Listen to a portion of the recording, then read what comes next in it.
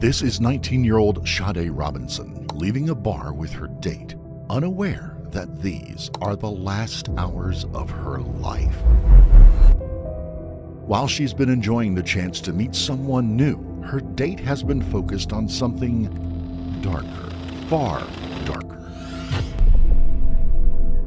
And just minutes from now, he'll put that plan into motion. What happens next will lead Milwaukee police into one of the most disturbing investigations of their careers. That's gnarly, bro. Or just a bone. Ah, shit. It just on the lake there. You found a what down there? A lake. Human lake. It's a rainy afternoon in Milwaukee County when police receive a request for a welfare check on a missing teenager. 19-year-old Sade Robinson reportedly went on a date the previous evening and hasn't been seen since. Miss Robinson! Milwaukee police, please answer the door. We're gonna come in otherwise. I don't hear anything. Nobody's seen her since the date. Sade is just 1 month away from graduating with a degree in criminal justice and has plans to join the Air Force. She is ambitious, hardworking, and punctual. So when she failed to show up for her shift at the local pizza shuttle, her co-workers knew something was very wrong. It has been less than 12 hours since Sade was last heard from, but her disappearance is troubling officers for unusually disturbing reasons. Earlier that day, a harrowing 911 call had come through to the Milwaukee Sheriff's Office. We're about to sign by the golf course. Okay. What's going on there? No, we just on the lake there. It's on the lake, down by the lake on the clay. You found a what down there? A lake. Human lake. The call has come from a remote stretch of beach on the Lake Michigan shoreline, right below a rocky area of woodland called Warnemont Park. As officers arrive, they find a man waiting at the scene who tells the officers he was walking with a friend when something caught his eye halfway up the bluff. They walked down the S-curve from Sheridan, started walking south just for fun, rough day on the beach. As they were walking, that leg right there, said that it was up about approximately where the end of that stick, that branches. By the bushes right there. Yeah, bushes, so that they saw it up So there. it's like up on the hill, kind of? Yeah. Okay. So it was about, maybe 7 feet each. It's on the rock. I moved it just for evidence purposes. All right, hang on, Evan. We'll talk to you some more, okay?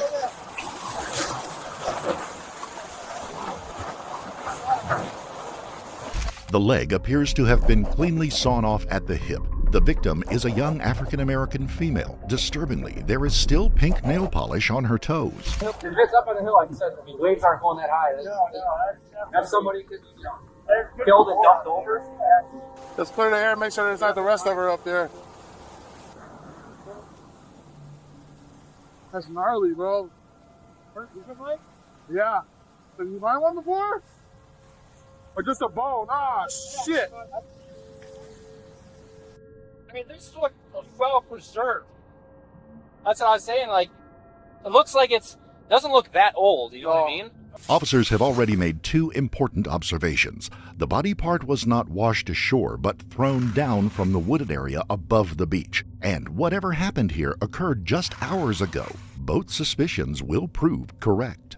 10 miles from the discovery on the lakefront, a young woman has been reported missing, and her burnt-out Honda Civic was found on an abandoned property. While the vehicle has sustained heavy damage, some key evidence does remain. The registration plate belonging to Sade Robinson, the missing teen. Inside the trunk, her purse, shoes, and items of clothing. Police now have a missing woman, a burned-out vehicle, and a severed body part, enough for the Milwaukee County Sheriff's Department to launch a homicide investigation. While forensic teams begin scouring the lakeshore for remains, investigators arrive at the Robinson family home to break the tragic news to Sade's family. It is a routine first step in any investigation, but things are about to take a turn that no one anticipated.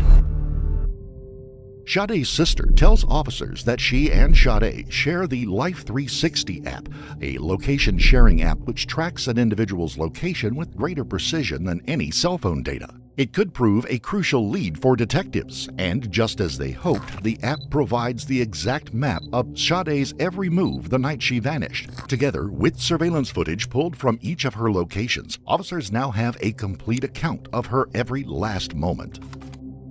This is Sade Robinson leaving for work on the morning of April the 1st. That afternoon, she exchanges several texts with a man she met just 3 days earlier, Maxwell Anderson, an insurance salesman turned bartender. Max met Sade when she applied for a job at the club where he works. By 5 p.m., they've settled on what seems to be the perfect location for a first date, the Twisted Fisherman, a restaurant overlooking the Menominee River. But by the time Sade arrives, wind and rain have emptied the riverside patio. She checks her hair and then enters the bar, where she greets Maxwell at the counter. At 33, Maxwell is considerably older than Sade, and he's made no secret of his interest in her. As investigators review the footage, several unsettling details catch their attention. Max seems distant, rarely looking at Sade or engaging with her directly. It could be nerves or something more concerning. Still, by the time they leave, the date seems to be going smoothly enough for them to continue on to a nearby sports bar. CCTV footage captures them walking toward Duke's on Water. They order drinks and play beer pong with another couple, two people just like them, enjoying their Friday night. Sade, at least, seems to be having a good time, but that, of course, is because she has no idea who Maxwell really is. While one team of investigators pores over surveillance footage, another is digging into Maxwell's past, and what they uncover is disturbing. Maxwell has a lengthy criminal record, including convictions for battery, assault, and domestic abuse. More troubling still, just months earlier, a woman had filed a complaint alleging that Max drugged her during a dinner date and then aggressively pressured her to go home with him. She had been so ill, she called a friend to come and collect her. They don't know it yet, but investigators have only scratched the surface. At this point, however, the information is not enough to conclude that he is capable of murder. Surveillance footage shows that at 9 p.m., Sade makes a fateful decision.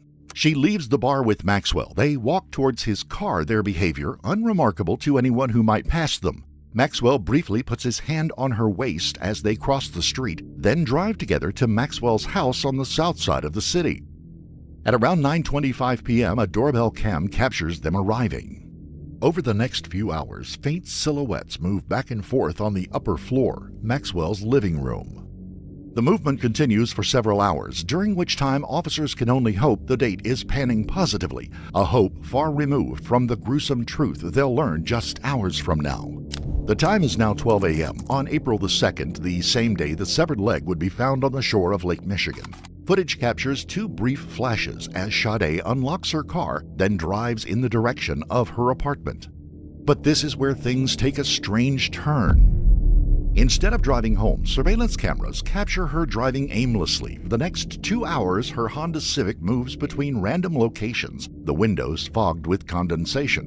Then, just before 3 a.m., the car changes course and begins to move away from the city. Officers soon realize where it's headed, to the western shore of Lake Michigan and Warmount Park. At 2:52 a.m., Sade's Life 360 shows her arriving at that park, where all movement stops. Her phone goes dead at 4:30 a.m. But why has she gone to this spot in the first place? Investigators pulled surveillance footage from a nearby pump house. What they see next is spine-chilling. Grainy footage shows the dark silhouette of a man approaching the bluff. Whoever it is, they are dragging something heavy across the rocks towards the lake. 90 minutes later, the shadowy figure appears again. This time, he's headed back towards the tree line, and he's carrying a large backpack. For investigators, identifying the man in the footage is clearly the key to uncovering who is responsible for Sade's death. Investigators return to the doorbell footage from Maxwell's apartment. Only one figure can be seen leaving that night. Officers assume it was Sade, but a far darker reality is now taking hold. Perhaps it wasn't Sade at all. Perhaps she never left the house, or at least not alive.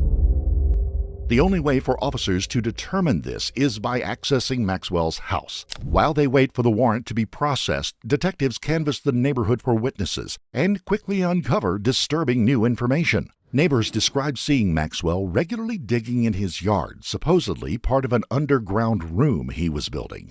One neighbor tells detectives Maxwell's basement windows are permanently covered over with newspaper and what looks like painter's tarp.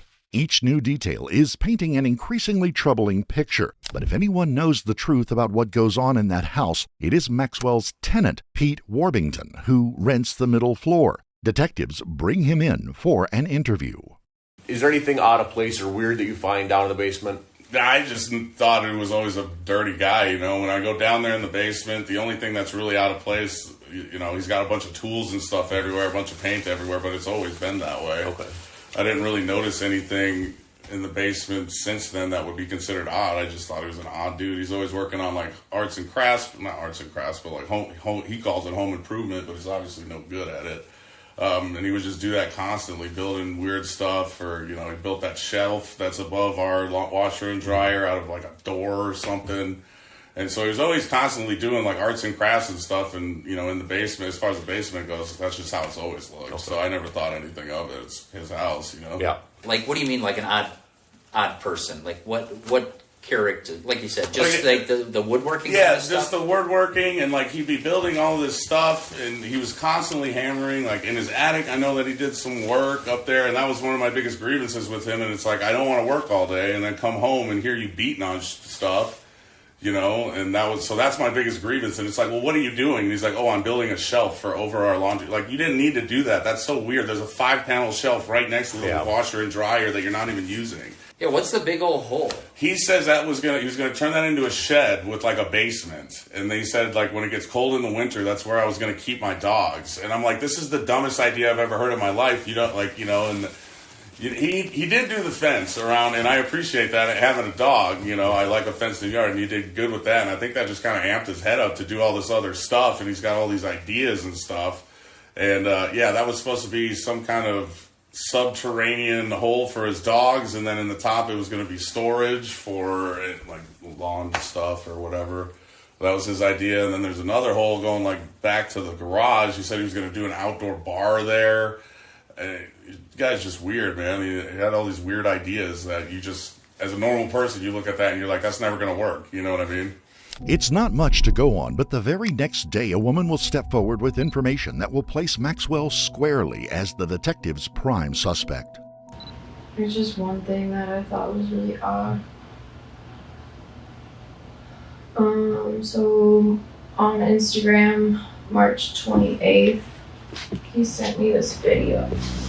Maxwell's ex-girlfriend shows police a video he had sent her on Instagram. It's CCTV footage of a suitcase containing the dismembered body of a young woman killed hours earlier by her Tinder date. Yeah, I'd agree with you. That's pretty fucking weird. What did you say to it? He said, please be careful out there. Because he was upset I was dating other people. And I said, that's fucked. And I didn't want to talk about it. He's like, yeah, sad. I'll leave you alone now, starting now. Because I didn't want to talk to him. Meanwhile, another friend tells the police that just a month before meeting Sade, he saw Maxwell's basement covered from floor to ceiling in plastic, with saws and knives scattered around. Maxwell told them he planned to kill and dismember someone there, but the friend had dismissed it as another one of his strange antics. For officers, however, this is all sounding far more sinister.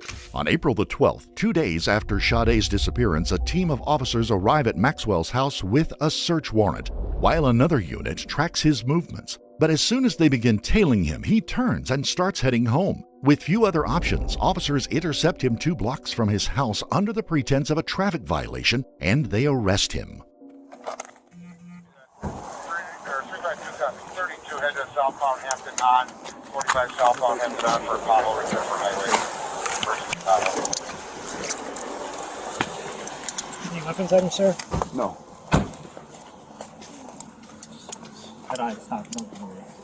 What's going on? Yeah, somebody just radio it.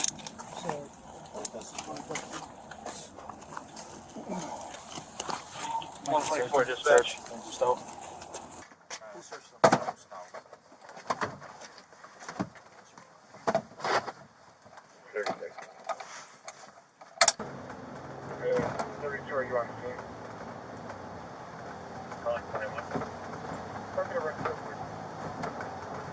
Throughout the ride, Maxwell stays calm but looks visibly shaken, as if trying to work out why he's been arrested. He's taken into custody at the Milwaukee police station and escorted into an interrogation room, where he requests a lawyer and never speaks to detectives again. Go up those stairs.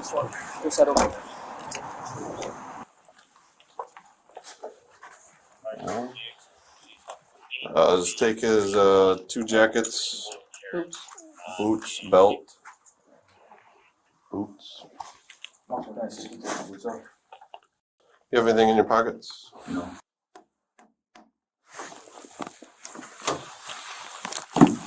You might just stand up real quick and double check the pockets.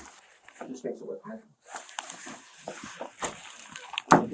His strategy will do nothing to help his case, however. While Maxwell awaits in the county jail, investigators are busy combing through his apartment and downloading the contents of his phone. But here again, things are about to take an unexpected turn. Detectives searching the apartment are stunned to find no evidence of a crime scene, but all the appearances of one. In fact, this will be one of the most disturbing residences these veteran officers will ever encounter. Bladed weapons are in every room. Machetes, axes, knives, 51 blades in the kitchen alone. Blood spatters are visible on the walls, bedding, and flooring. In the basement, officers uncover a makeshift sex dungeon, complete with hidden rooms, slings, restraints, handcuffs, and torture devices. Shelves and drawers contain surgical gloves, duct tape, zip ties, and plastic sheeting. Most disturbing are the things hidden out of sight, stuffed between support beams and inside walls. Notepads listing women's contact details and personal information. Bags of women's clothing, shoes, and underwear, ledgers full of twisted fantasies, and in the garden, investigators find signs of Maxwell's interest in digging. But it looks nothing like construction work. Yet, for all its horrors, none of it directly ties Maxwell to Sade's murder. The blood is later determined to be canine. None of the knives test positive for Sade's DNA. There is no sign of a cleanup operation. However sinister this house may be, it's not enough to lay charges, and officers find themselves back at the drawing board. CCTV has provided investigators with every major breakthrough so far, and now they turn back to it once again. Someone drove Sade's car away from the beach that night before setting it on fire. But who? Investigators zero in on the area where her burnt-out car was found. Go! Let's go! Yes, Poppy. Come on, you call the ambulance.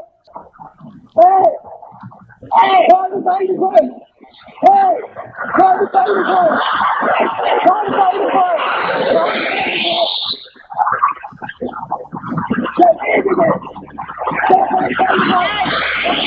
Two witnesses have just seen a car on fire and asked someone to call the fire department, but officers quickly notice one other person in the footage. The unknown figure is wearing a hoodie and carrying a heavy backpack. He moves quickly, like he's trying to distance himself from the scene. A moment later, he reaches a bus stop and boards a city bus. The next footage comes from a camera inside that bus. A man's face comes clearly into view. Maxwell Anderson.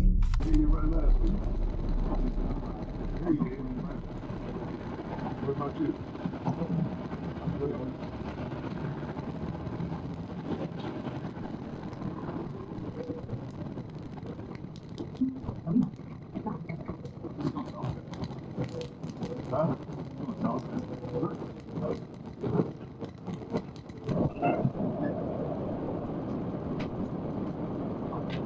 It is powerful circumstantial evidence, but without a crime scene or DNA evidence and still nothing connecting him to her death, not enough. There is, however, one last piece of evidence that investigators have yet to examine, and it's about to provide detectives with the proof they need. When forensic technicians download the contents of Maxwell's phone, they discover dozens of images taken shortly after midnight on April the 2nd. Images of Sade that he had taken and deleted. At 12:04 a.m., Maxwell takes the first photo of the woman. She is lying face down on his couch, incapacitated, an arm over her face. In images that follow, she is in various states of undress. A white male's hands can be seen groping her. As he is taking photos, Maxwell has turned on an episode of the series Love, Death, and Robots. It features a dismembered corpse on a beach. Detectives have just one last thing to do. On April the 4th, Maxwell Anderson is charged with first-degree intentional homicide, mutilation of a corpse, and arson. In the days leading up to his trial, human remains continue to wash up along the shores around Milwaukee. Milwaukee County 911, this is Brian. What is the location of your emergency? Hi, this is Oak Creek. I have a caller on the line. She is going to be on the beach. If you and advise that she is out with a deceased body or body part. Okay. It looks like the back and the butt and an arm. A foot is found not far from the burned-out Honda Civic.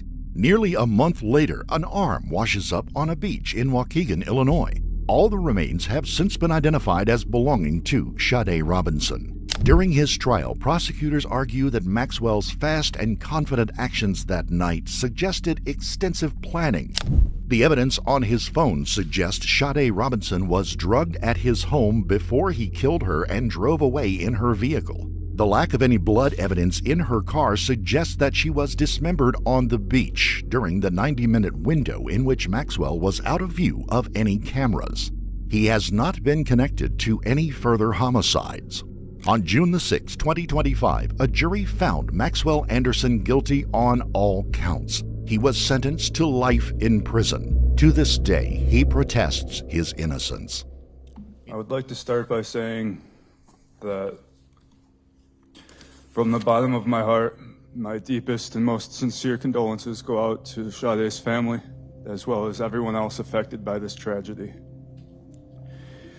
That being said, Your Honor, I took this to trial without ever once trying to make a plea deal of any kind, because I did not commit these crimes.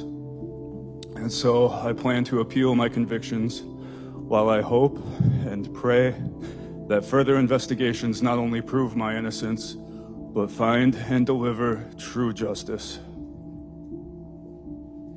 In September of 2024, a mural of Sade Robinson was painted near the entrance of the Pizza Shuttle, where she once worked.